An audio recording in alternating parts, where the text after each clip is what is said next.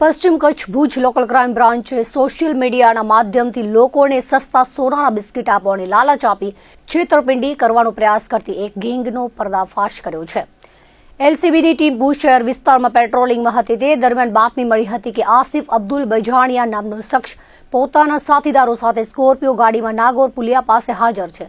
આ શખ્સો ફેસબુક પર નવીન પટેલ નામે ખોટી આઈડી બનાવી સસ્તા સોનાના બિસ્કિટ અને ભારતીય ચલણી નોટોના લોભામણા વિડીયો મૂકી લોકોને વિશ્વાસમાં લઈ નાણાં પડાવવાનું નેટવર્ક ચલાવતા હતા।